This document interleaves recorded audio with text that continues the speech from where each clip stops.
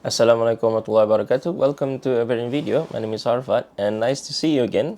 I apologize, I've been gone for about a month because I was on holiday, but now I'm back and we can start making videos again. So today I would like to share with you a very short but important resource for those interested in studying the textual history or textual criticism of the New Testament. I've made a lot of videos like this in the past, but I'll make them again as a reminder for myself and also for new viewers, inshallah, who doesn't really have the luxury of time to actually scroll down all the about 200 videos that I've made. And so I'll begin with a brief discussion of what textual criticism is. Now, every ancient works, we produced millenniums ago, even few centuries ago, will need to go through textual criticism. And that is because, especially when the original copy, called the autograph, has been lost. And this is true for a lot of the ancient literatures, for example, Plato, Homer, Herodotus, even the New Testament, the Hebrew Bible. We do not have the original copy. And the same can be said for the Quran as well. We do not have the original written copy. And so textual criticism needs to be done, and obviously it varies as to the kind of textual criticism, as to how rigorous it must be, depends on the literatures that we are concerned, and also depends on the quality of the available manuscripts. Because in the ancient world, when these literatures were written, there were no such thing as printing press. There were no such thing as computer, whereby you can type and you can make copies, exactly the same copies, apart from the occasional printing error. But in the past, when scribes actually write by hand, they make mistakes. They miss out a letter. Okay, they skip a line, so on and so forth. And so textual criticism of the text needs to be done. Now, obviously, when we talk today about books, for example, when we talk about book today, we are talking about the physical book, and we are also talking about the content of the book. Now, this book that I have here is published in 2017. This is the publication date, but the date that it took scholars to write a book depends. It could be 10 years, this whereby the scholars took to actually write the book. And so publication date doesn't necessarily tell the date whereby the author started writing the first page, the second page, the third page. And also we have editors. For example, when scholars write a book, they don't immediately get published by the publisher. It needs to go through editing, vetting process, so on and so forth. And so all this takes time.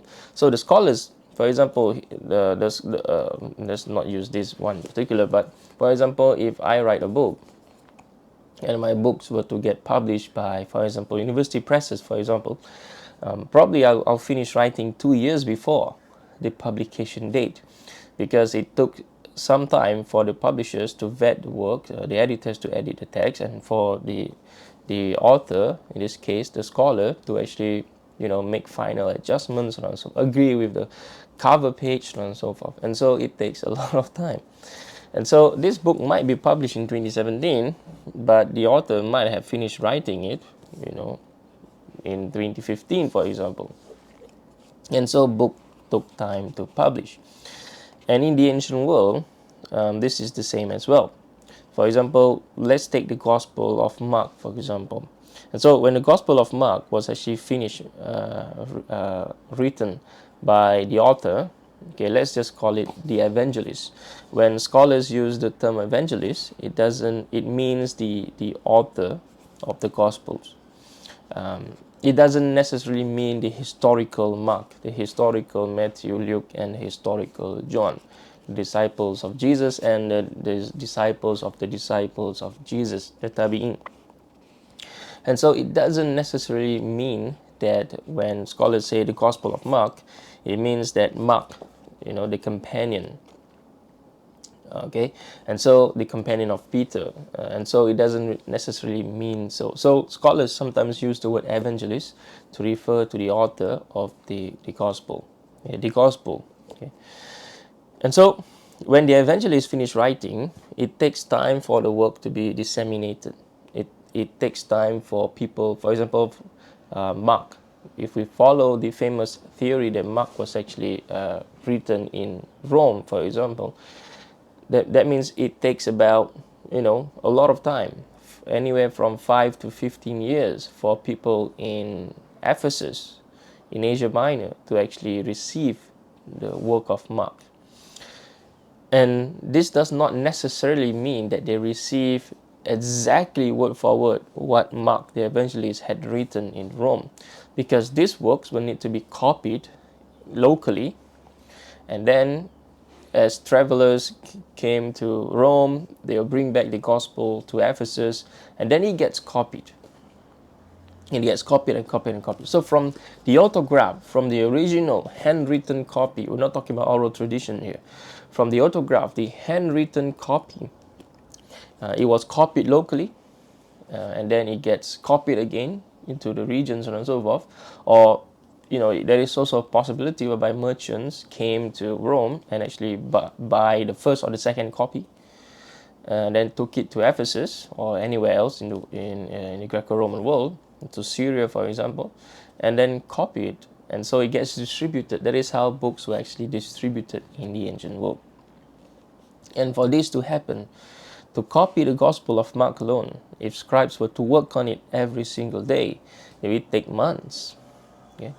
And then for another scribe to copy it, or the practices is also something along the lines whereby we have the main reader. Okay, someone, for example, someone will read Katamarkon, or someone would read this is the gospel. Okay, so, and then you read the entire passage, and then we have probably a few scribes actually listening to what was being read and actually wrote down the text.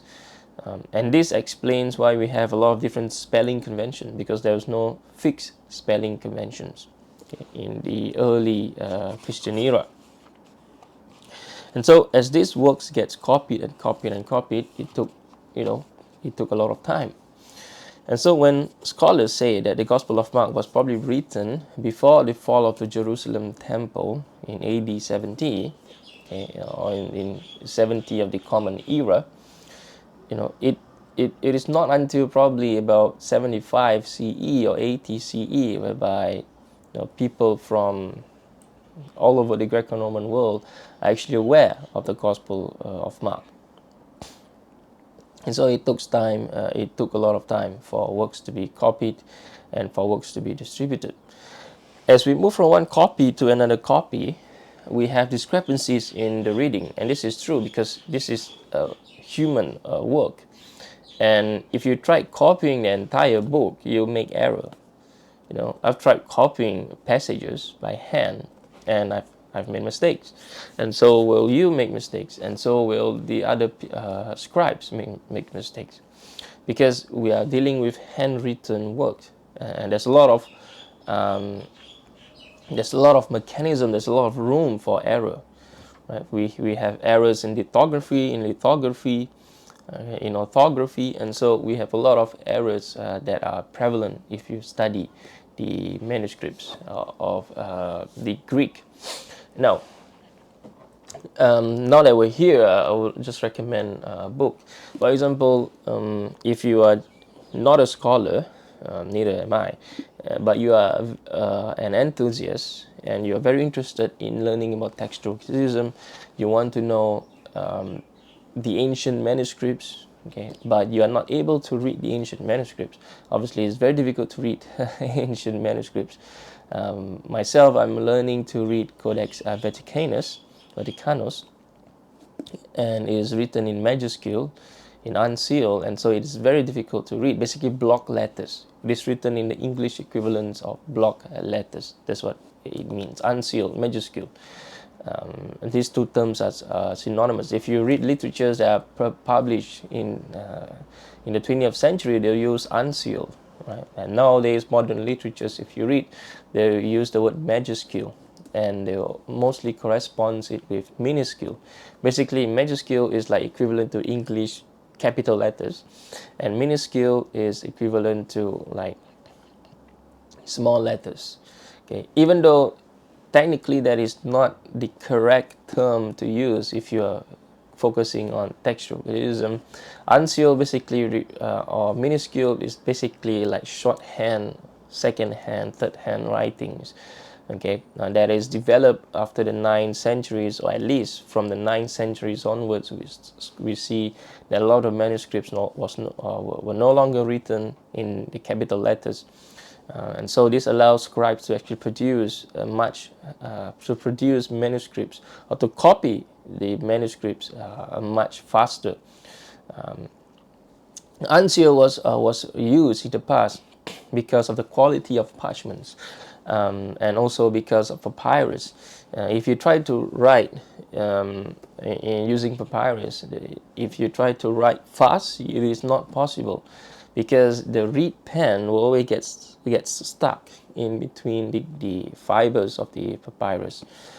Same for parchments and vellums. The earlier vellums, majority of them are not of smooth quality, fine quality, and so it was very difficult for scribes to actually write shorthand, which is why they use block letters, because using block letters is much easier to write. And so as the quality of parchments began to improve, scribes found that they are able to use shorthands much faster. Maybe that explains why a lot of the manuscripts that we have, especially from the Byzantium geography, even though CBGM actually is the way forward, coherent-based genealogical method, whereby it dismisses Westcott and Hort, Alexandrian, Syrian, Alexandrian Western, and Byzantium text, as well as the neutral text is no longer there.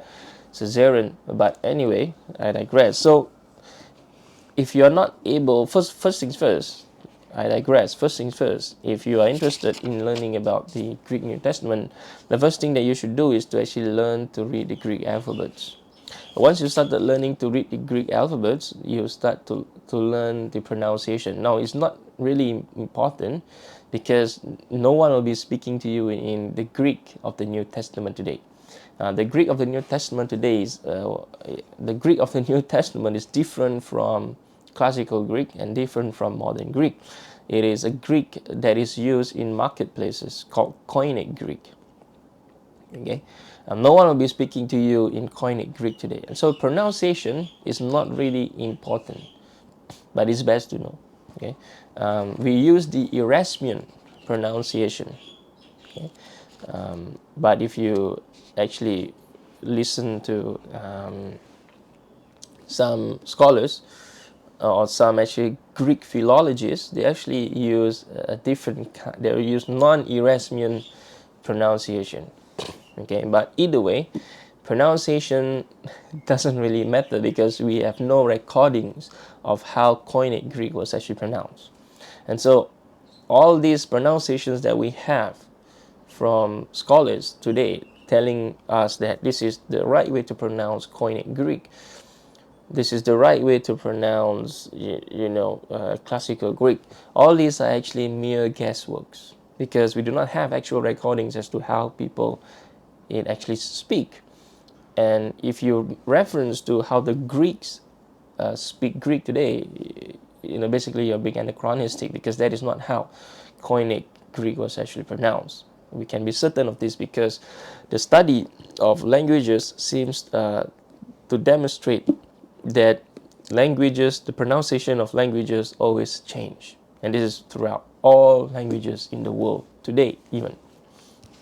Okay, and so we can be certain using evidence as such, even though these are secondary evidence, that Koine Greek definitely, if scholars tell you this is how Koine Greek was actually pronounced, then if they say that this is 100%, meaning they're lying to you, okay? Because no scholars would actually make that claim because you have no recordings of how Koine Greek was actually spoken.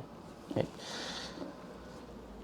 And so, if you are interested in learning about textual criticism, first you need to learn the languages, and this would mean learning how to read the Greek alphabets, a little bit of the pronunciation, how it is pronounced, especially when you have the guttural sounds, similar like to Arabic kha, for example. Okay, and a little bit of the grammar, and eventually vocabulary. Okay. But if you want to read ancient manuscripts, for example, I have here, if you want to read ancient manuscripts, the first thing that you can do is to actually try to work out what letters this is, what alphabet this is, right? And so once you start working out the alphabet, the letters, right, and then this is what at least I found myself, I can read the alphabets here, and that actually shows some kind of improvement. And so you'll be motivated to actually read more. For example, I have here the word Paulos, which basically means Paul. Okay, and so once you start reading the word Paulos here, okay, maybe it takes some time for you to actually make out the words. But if you know English, this is definitely much easier. Okay, because it follows. This is different from Hebrew and Arabic, whereby if you do not have the skeletal text, okay, it does not have vowels. Whereas in Greek, even if you read ancient Greek, written in capital letters, majuscule, uncial, you still have vowels. And so if you know English, you can kind of make it like P-A-U, if you pow or something, right? At least you can actually make out the words. And then you refer to your dictionary or you refer to your interlinear, and then you actually know that Paulos actually means Paul.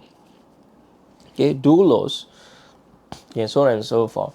Okay, and so that is one way to actually learn Greek, to make sure that you keep yourself motivated.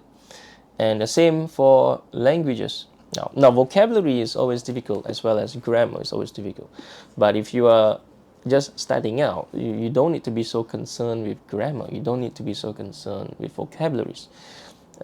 But definitely you need to memorize vocabularies so that at least when you read Greek, you know exactly what you are reading. Okay? And with that, you need the grammar as well. But for me, I focus on vocabularies first and then grammar. Okay? But there are people who focus on grammar first, then vocabulary, because they're much more concerned with translation. And since you'll not be speaking to people using Koine Greek, there's no need for you to actually master or memorize the vocabularies, because if you don't practice, you'll forget the words. So grammar is much more important because people are much more interested in doing translation work. They are much more interested in the technical aspects of the Koine Greek language. And so it depends. For me, I start with vocabulary first, and this is what I do for when I'm learning different languages, because I always have problems memorizing words. I can't even memorize telephone numbers. Okay, ask me my telephone numbers. I can't tell it to you. I have to look what my telephone number is. So that's just me. So I need to find my ways to motivate myself, and that is through reading just one line of ancient Greek manuscripts. If I'm able to read just one line of ancient Greek manuscripts, I find that it's a fantastic achievement. And so that is how I keep myself motivated. Obviously, it is a very difficult language to learn because it is a dead language. You can't just go to a center somewhere and then learn and be certain that whatever you are learning is 100% how the ancient Greek actually spoke Koine. Okay, all these pronunciation works, even the grammar, pretty much there's a lot of grammarians. If you refer to works there's a lot of disputes when it comes to the ancient Greek, the Koine grammar itself. Okay, but pretty much today we have, we means scholars. Scholars have established a kind of grammar that is being used. Okay, and so, for example, I'll give you one example. In John 1:1, okay, there's a dispute here, okay, whether there's a dispute in the grammar there. For example, the second, was it the second theos? Because there's no definite article, okay, so should it be translated as a god? Because standard Greek grammar that has been put out by scholars demonstrates or indicates or informs us that whenever there's no definite article before a word, okay, it should be translated as God with a small g. And this is consistent throughout the translations of the entire passages of the New Testament. But some scholars, in fact, majority of our translation today, NIV, NRSV, when you actually read the Greek, there's no definite article before the word theos means God. And so why did the translator translate it as the God or God with a capital G? This is against grammatical rule which scholars themselves set up. But the argument that is being used by scholars is that this is actually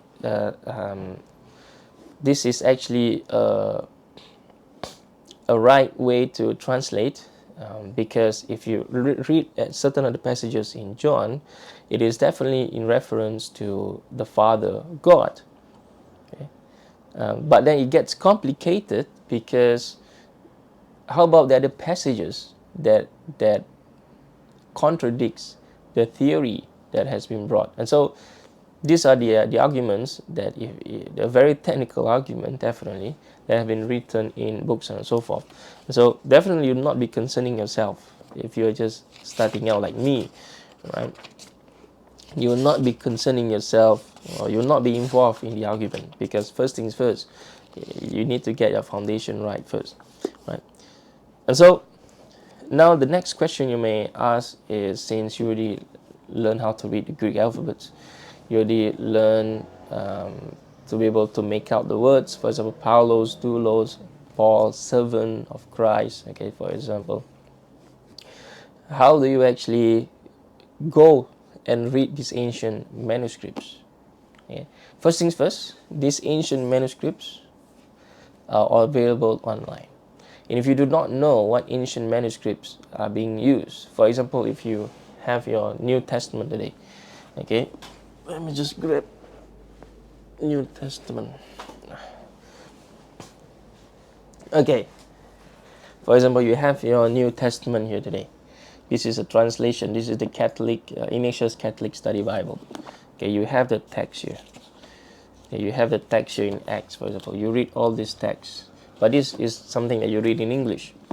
Okay, and so you need to read it in Greek. So, for example, you have the Greek, okay, the Greek New Testament.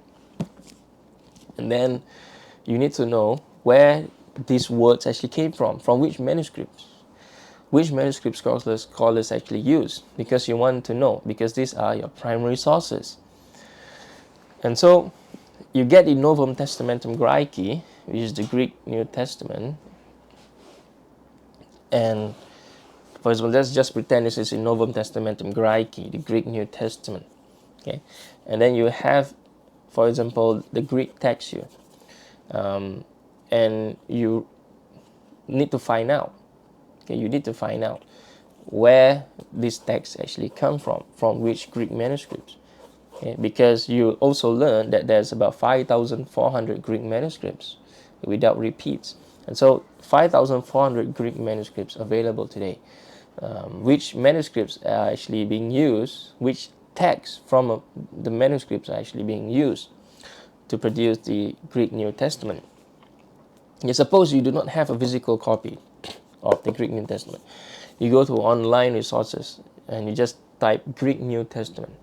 Okay, you find a whole bunch of Greek New Testament produced by Desiderius Erasmus, produced by the Elseviers, produced by Nestle, okay, produced by UBS, United Biblical Society, Greek New Testament, and also produced by the Alliance, the Nestle Alliance, and also produced by recently the Cambridge, the Crossway Greek New Testament, okay, by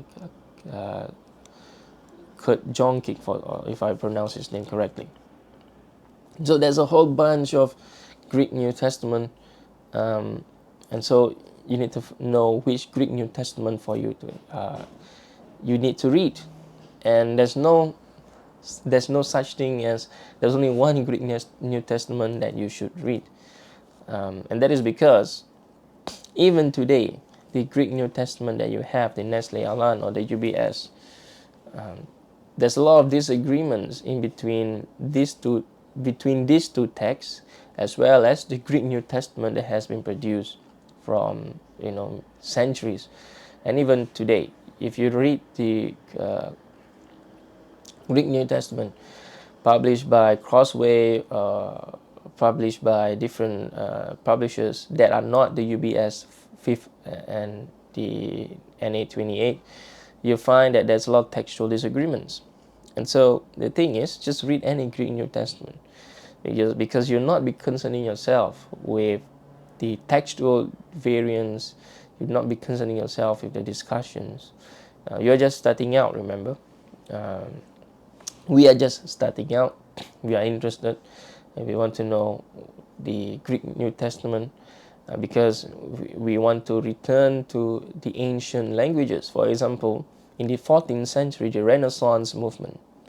Okay, the Renaissance movement is actually a very important movement.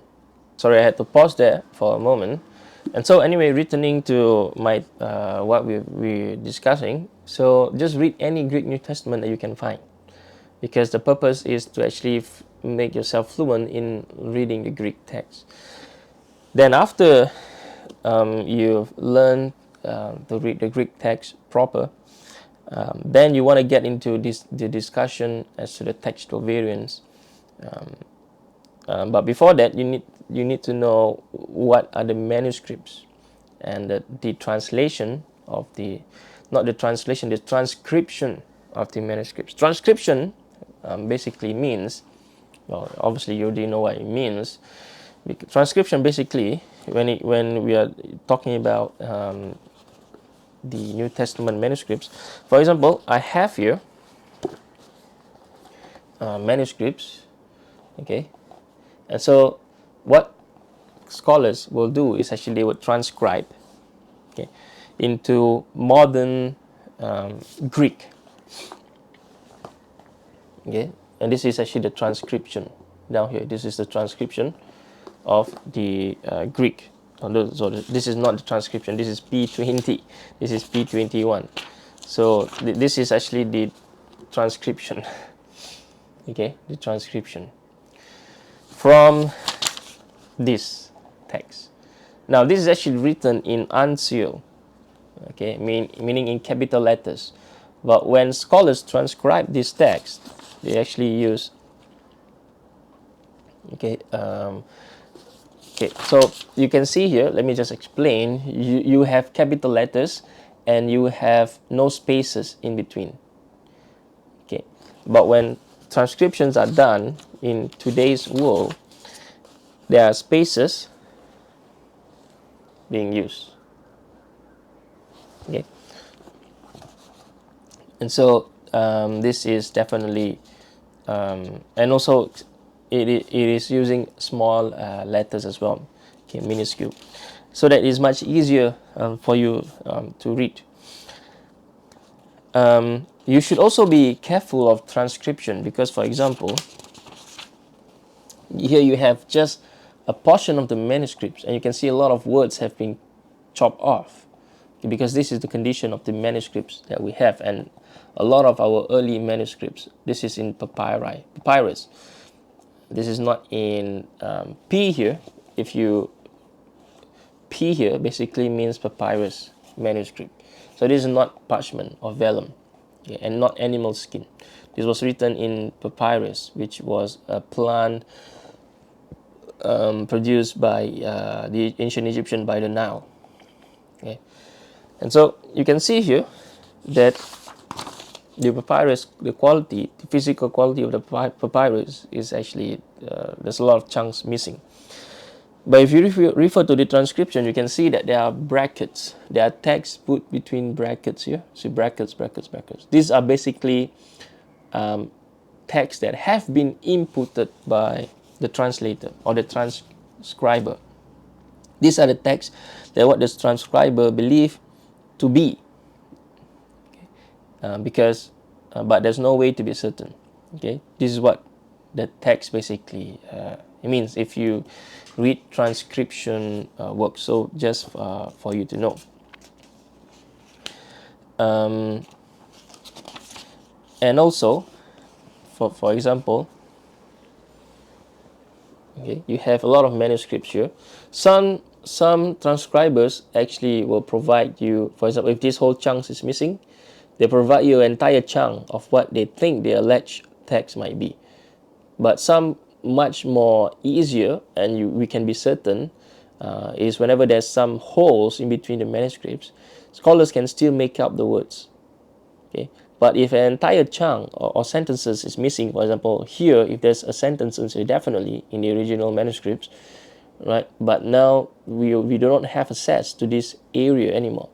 So any transcriber who actually produced text, okay, to so-called allege that these are the texts, this is something that you should be extremely cautious about, because how do they know? Okay, how do they know that this is actually what the text is? Because there's no such thing there. They think that this is what the text could have been.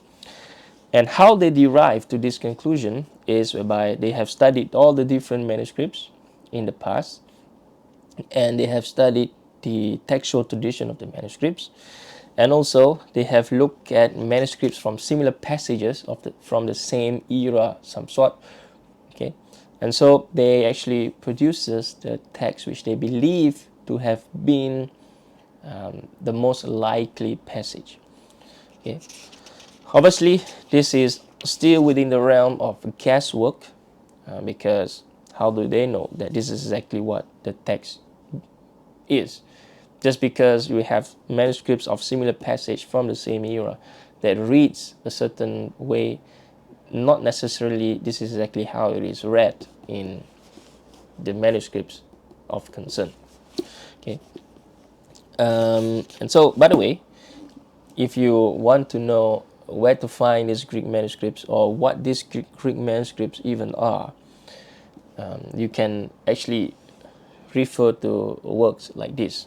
This is the text of the earliest New Testament Greek manuscripts. This is in 2 volumes. Okay. This is in 2 volumes. And so it is also worthwhile actually to, if you have the time, right, to actually compare the readings that you have in your New Testament today to the readings that are actually found in the ancient Greek manuscripts. Okay. For example, if you, let me just grab my New Testament. Okay, here I have my Greek New Testament. Okay, I don't use the UBS 5th edition. I use the Novum Testamentum Graeci because of the much more expanded critical apparatus. Okay. And so, if you turn to the page here, if you have the Novum 28, this is page 792, you have the papyri manuscripts. You see, you have the papyri manuscripts. Okay, and this is actually the date.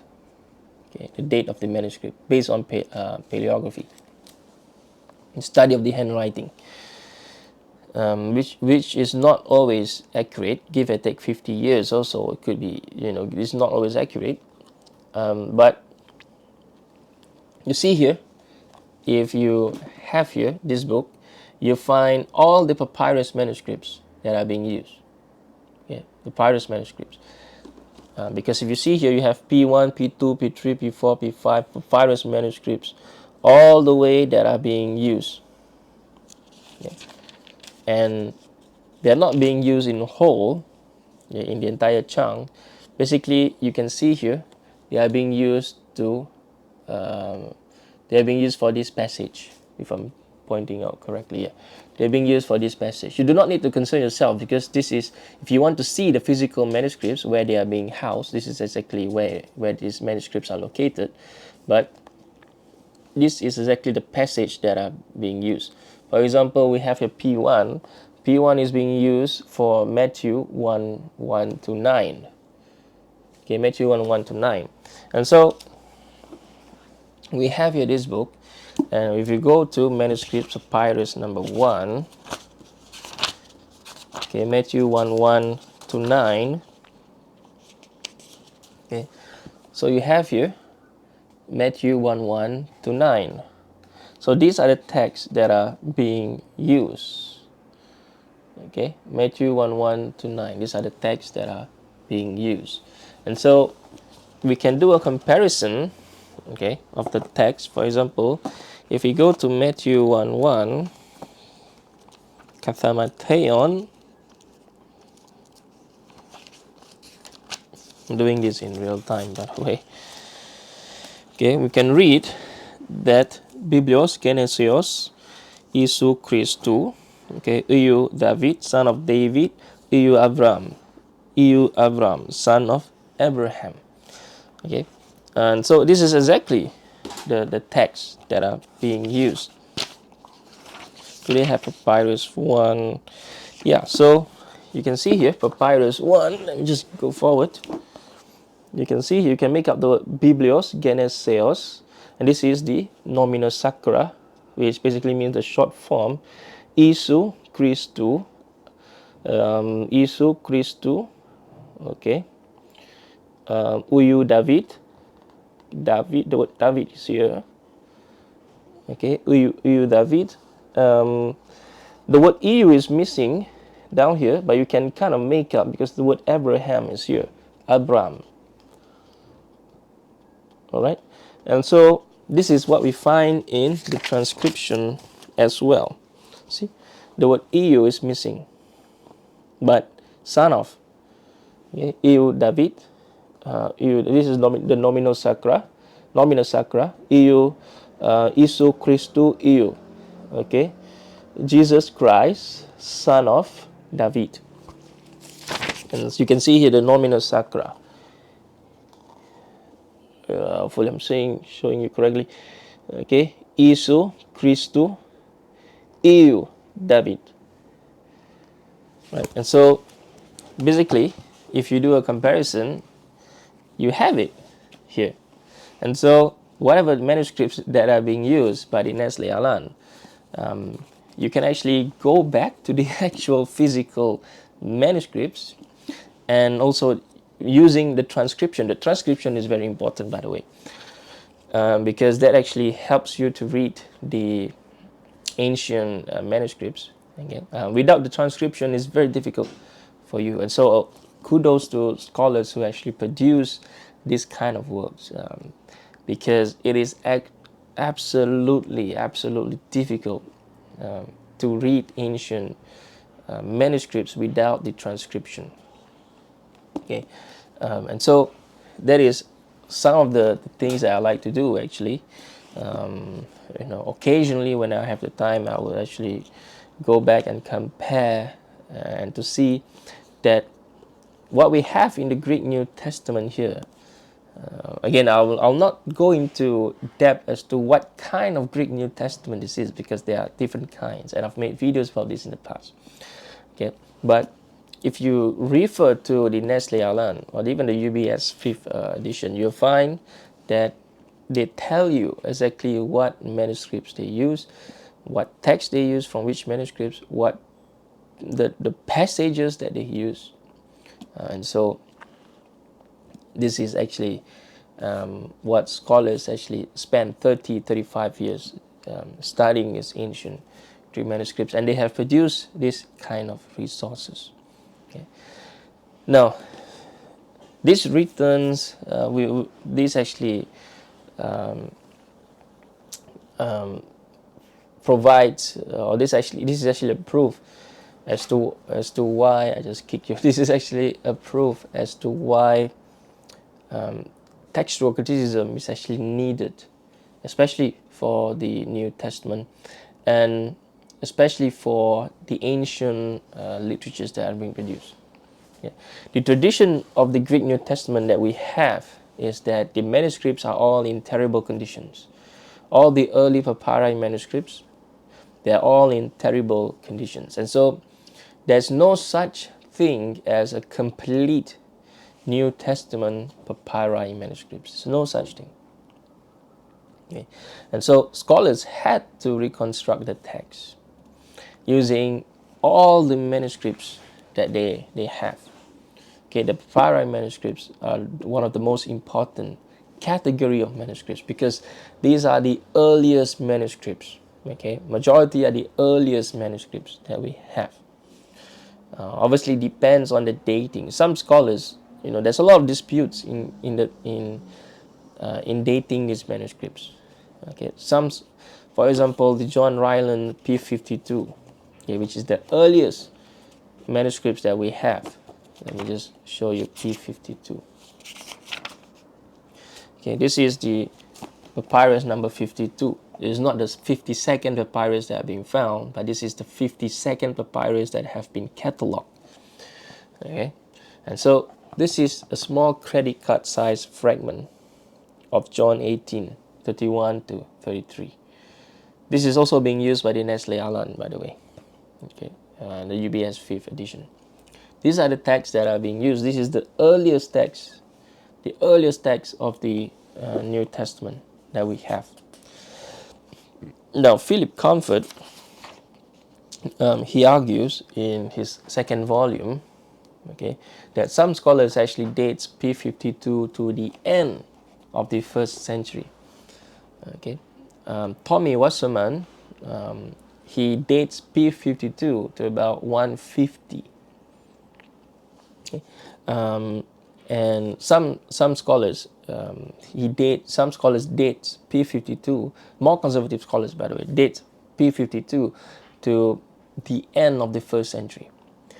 Okay, but Philip Comfort, he dates P52. He thinks that P52 is much more likely to be the beginning of, or to be early 2nd century.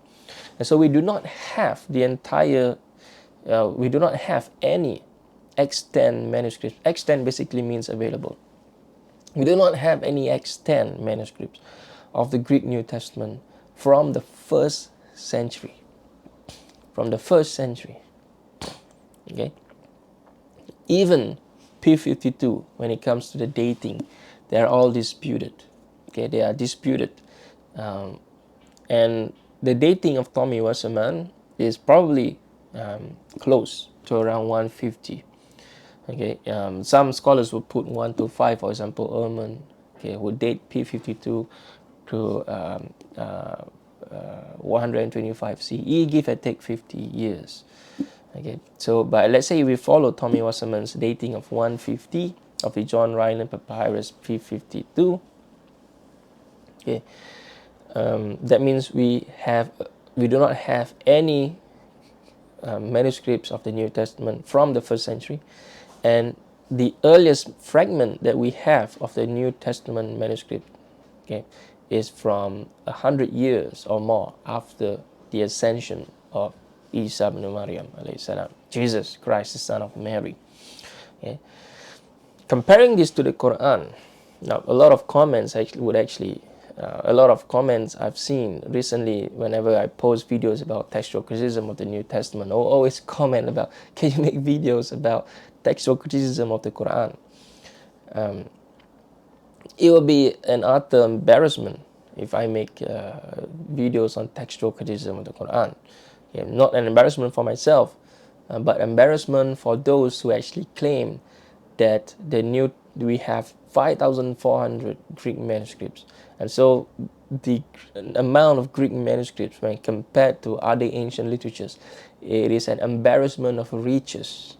Okay, but the reason why I say that it will be an embarrassment if I make textual criticism of the Quran video, and that is first and foremost, the Quran is not the same kind of text as per the New Testament and the Hebrew Bible. Okay, classical scholars of the Quran never claim, not a single one of them claim, that the Quran is a single text. All the classical scholars of Islam claims that the Quran is a multiformic text, okay, with the ahrufs and so on and so forth, qira'at. Okay, and also the third thing is that we have the complete Quran, okay, within a century after the time of the Prophet ﷺ. Okay, we have the complete Quran, within a century, extant manuscripts. Okay, meaning by the year 730, from 632 to 732, yeah, we have the complete Quran. Right? We have it in the skeletal consonantal text. We have it. Whereas if we compare to the New Testament, we only have a fragment of 2 verses of the Gospel of John within a century after the time of Jesus. And so the textual tradition of the Quran and the textual tradition of the Greek New Testament is completely different. And all those who comment saying that you should apply the same methodology to the New Testament and the same methodology to the Quran, they're basically calling for themselves to be embarrassed, because they actually do not know what they are saying. Right? And the other thing about the Quran, and this is attested by Western scholars, they are not Muslim Western scholars, Marek van Putin, for example, Sean Anthony, for example. Okay, even despite the multivalence, the multiformic text of the Quran with the ahrufs and the qira'at, right? All these readings actually are tested within the first century, within the first 100 years after the passing of Rasulullah. And so we can reconstruct the original Quran. Okay, we can reconstruct the earliest Quran. Okay, the earliest Quran that we have is the Birmingham Quran, okay, which dates to around the year 650. It's not a complete Quran. I've heard a lot of Muslims saying that we have the complete Quran, and that is the Birmingham Quran. No, that is actually wrong. Okay, we do not have the complete Quran. Okay, in 650, but we have the complete Quran, the manuscripts of the complete Quran, within 100 years after the passing of Sallallahu Alaihi Wasallam. Okay, we should also make some corrections here to those who claims that we have the original handwritten, the autograph of Uthman. That is actually wrong. We do not have the original autograph about Uthman ibn Affan actually signed. That this is the committee that I've set up, and these are the scribes that actually form. We do not have such thing. Okay, and so, but the Quran is a separate tradition. It is an oral tradition. It is an oral oriented tradition, okay? And that is the claim of the Quran, and this is the claim of the Muslims. No Christians today claim that the New Testament is actually an oral oriented tradition. No, this is all based on copying, and this is actually what we find. There are more errors in the New Testament manuscript than there are in the Quranic manuscripts, percentage-wise, right? There are more manuscripts of the New Testament than the Quranic manuscripts, as far as my knowledge goes. Correct me if I'm wrong. But we have over 400,000 variants in the New Testament amongst 5,400 manuscripts. John Mill in 1707, one of the scholars,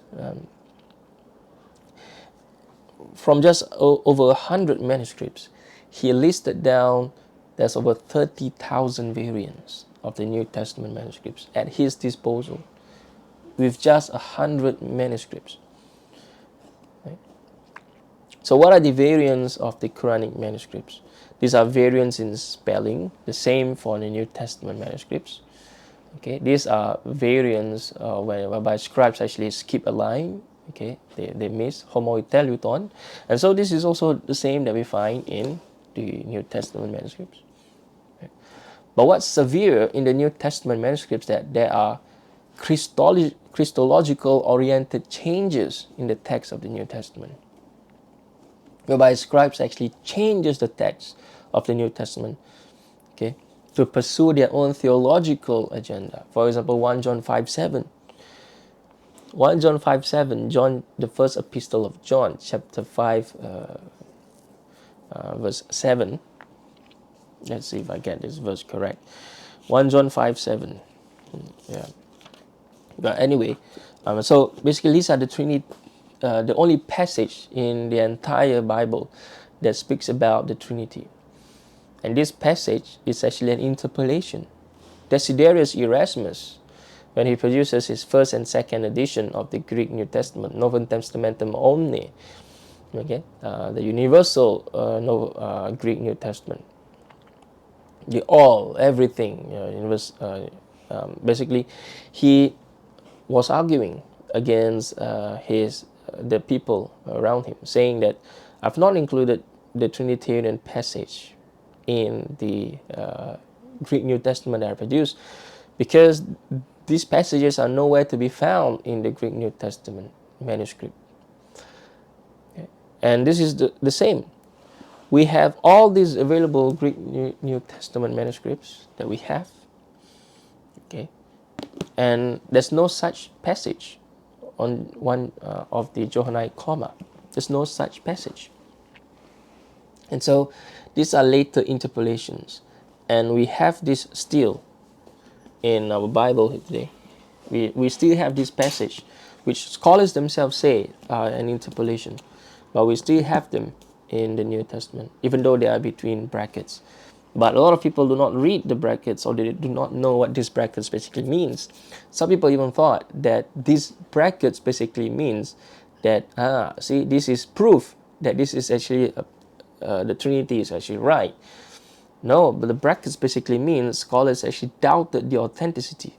They are certain, okay, these are spurious if you go by the UBS 5th dating.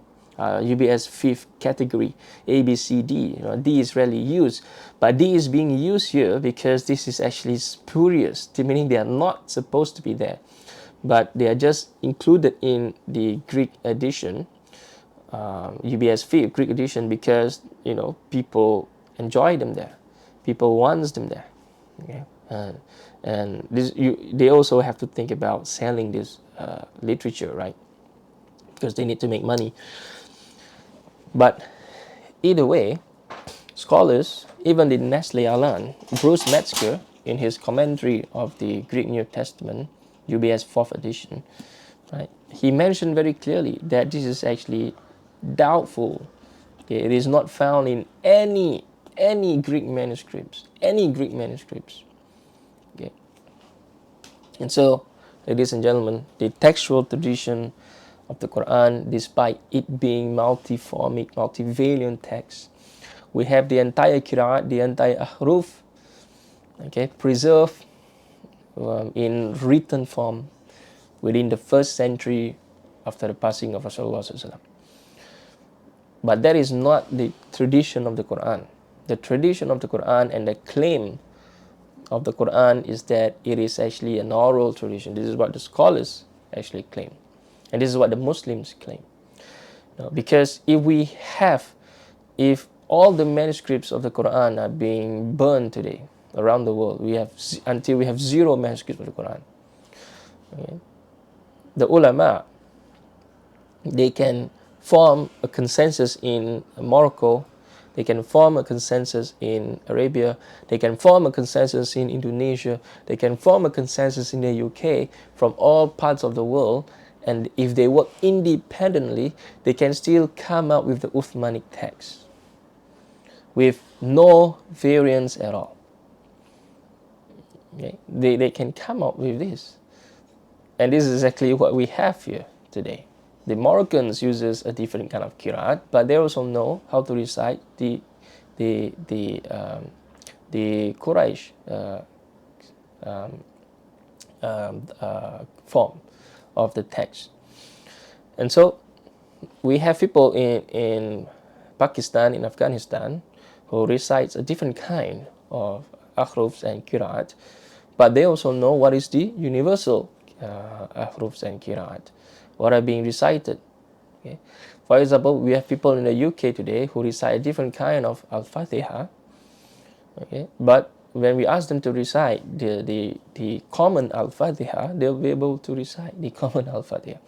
And so the ahrufs and the qiraat, we can all produce them. Muslims can continue to produce them, even if all the manuscripts of the Quran available today, not only the manuscripts, the entire Quran, the entire the Cairo edition of the Quran, 1920s, the entire Medinan edition, the entire subcontinent edition of the Quran, the entire Indonesian editions of the Quran.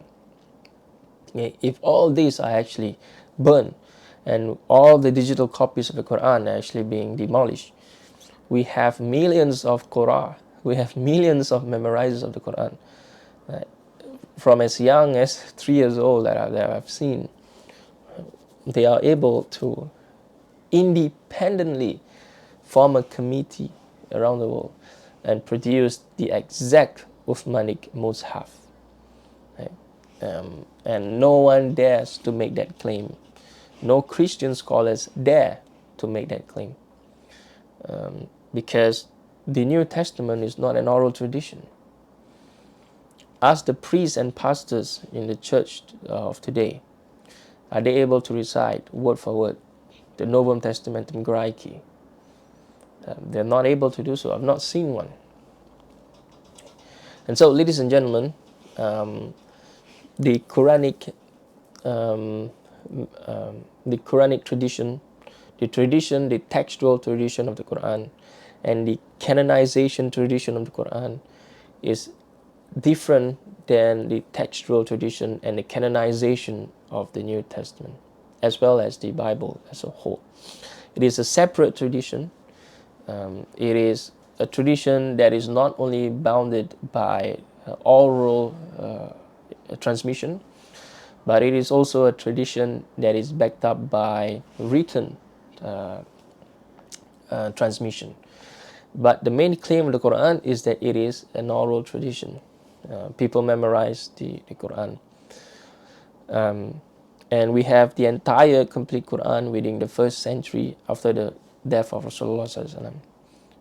Whereas we cannot say the same for the New Testament, and especially the Hebrew Bible. Right? When it comes to the Masoretic text of the Hebrew Bible, it is only formed or canonized in the 10th century of the Common Era. Whereas the earliest copy of the Hebrew Bible is actually from the Dead Sea Scrolls, and that is dated to around 100 of the before the Common Era, 300 to 100 before the Common Era. And Moses lived during the time of the Exodus, okay, which is around 1,200 before the Common Era. And so it wasn't until 1,000 years that we have the earliest copy. And if you compare the Dead Sea Scrolls Bible to the Masoretic text, the Codex Leningrad, there's tons of variance, even though we find that the texts have been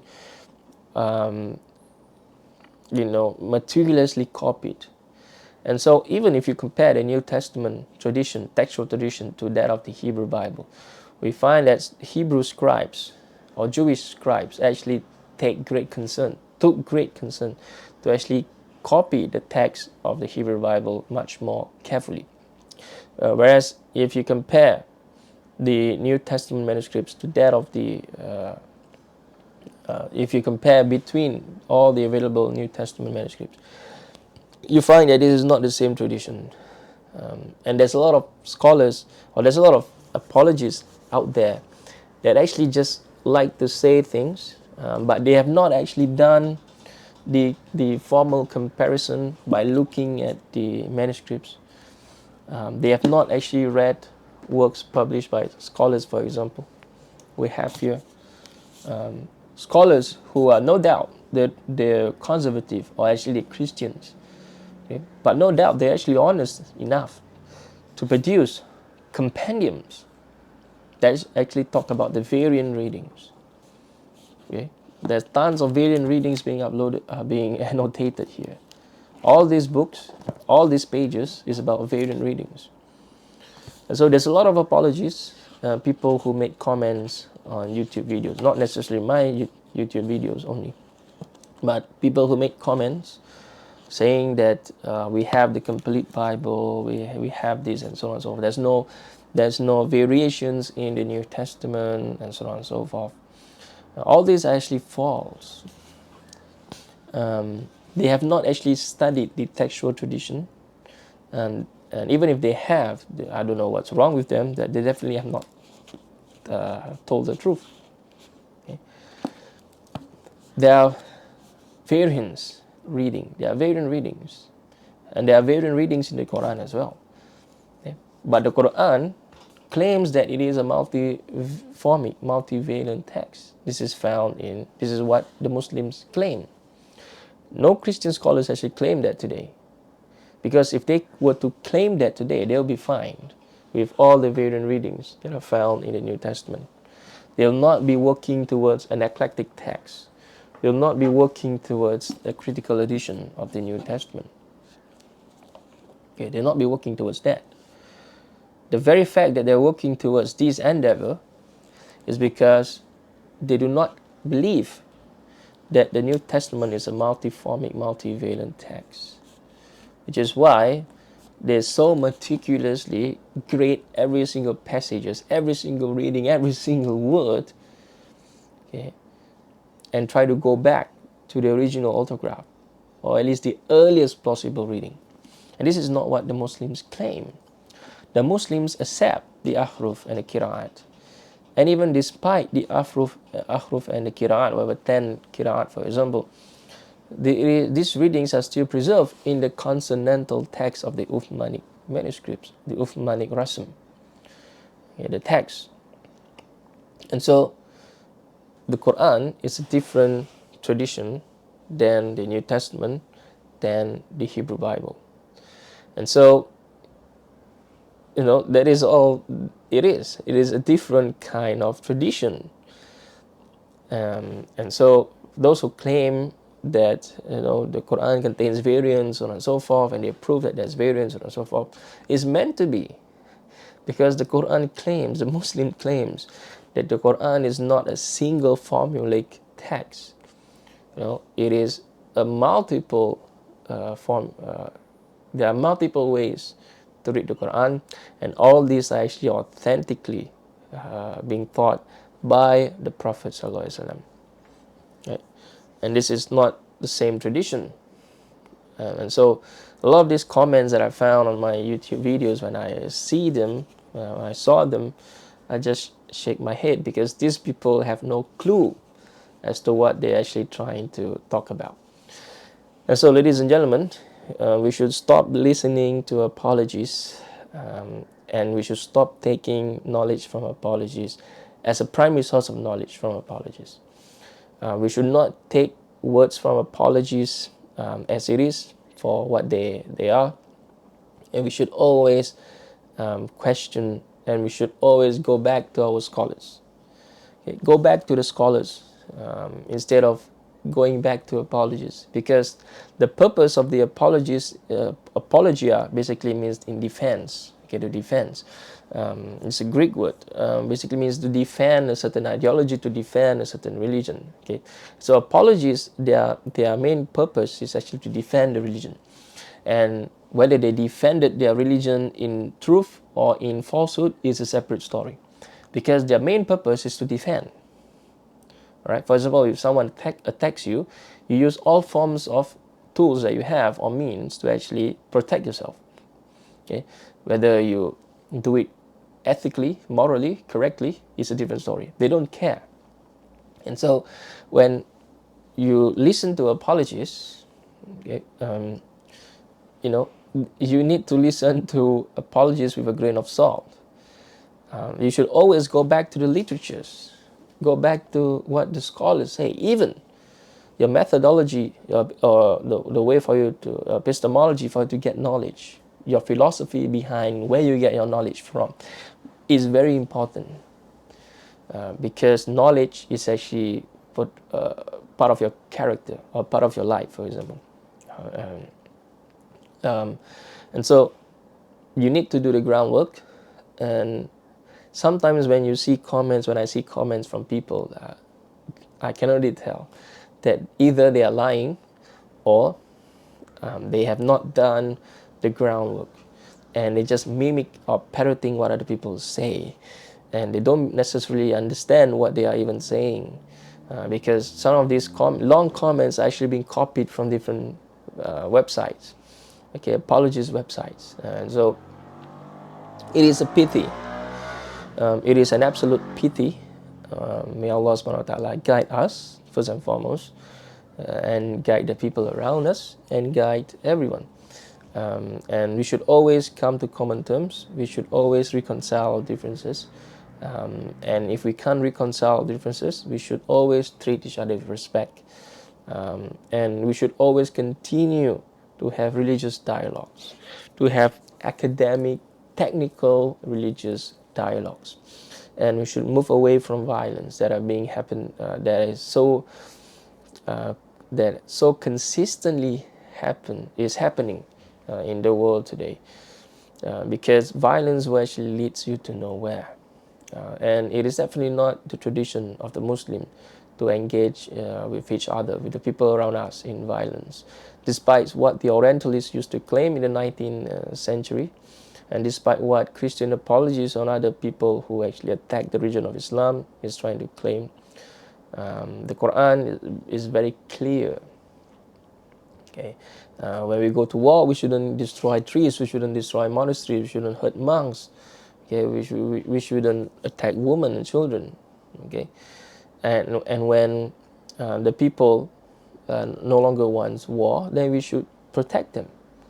Okay, and so the Prophet ﷺ, according to the Muslim tradition, in all of his conquests, okay,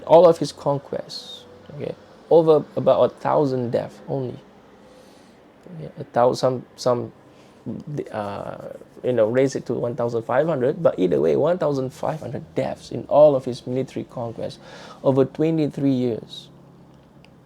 And how he deals with the people, the Jews and the Christians. When the Christians from Abyssinia came to his masjid, he treats them well. He allows them to stay in the masjid. He continues to engage with them in dialogues. Muslims believe in Jesus as well, and so does Christians. But Muslims do not believe that Jesus is the Son of God and that Jesus is God. Right? And so, why do Muslims believe so? First of all, the Quran mentions so. Okay, but even in the New Testament itself, Jesus never for once claimed to be God. And so, if the man himself never claimed to be God, then why do people claim that about him?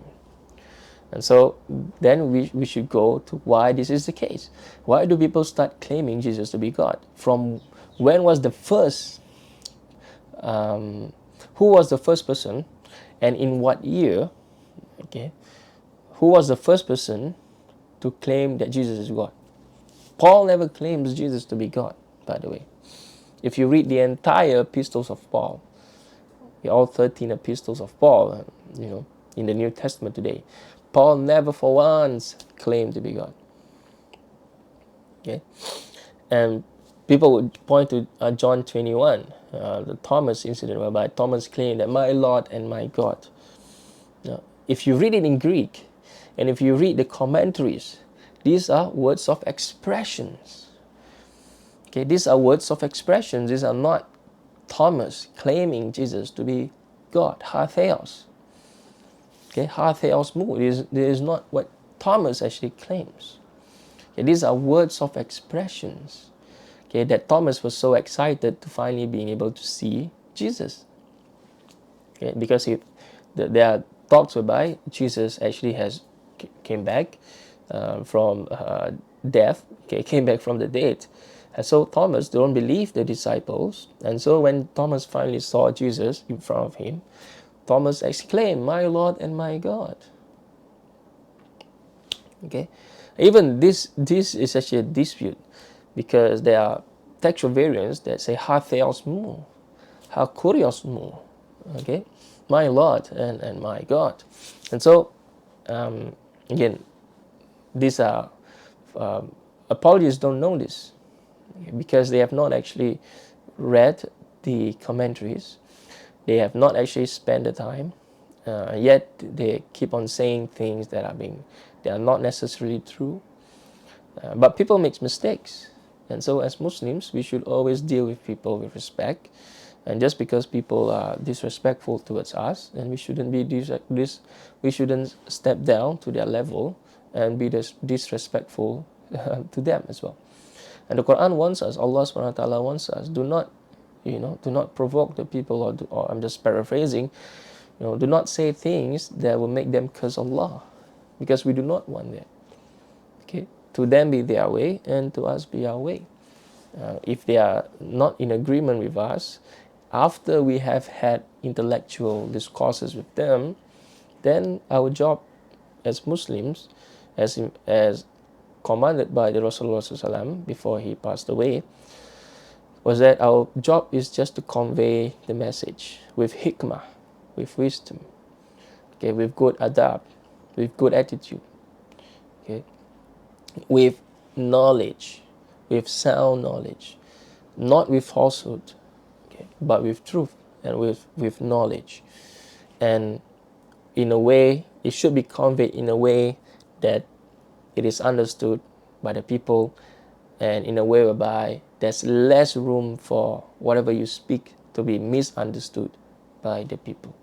And this is a very difficult thing to do, which is why we should always make dua to Allah subhanahu wa ta'ala, just as Moses made dua to Allah subhanahu wa ta'ala, that we should always be given that we should not have, that we should have impediment in our speech relief. Okay, may Allah subhanahu wa ta'ala grants us this. And so, ladies and gentlemen, I'll see you in my next video. Assalamu alaikum warahmatullahi wabarakatuh.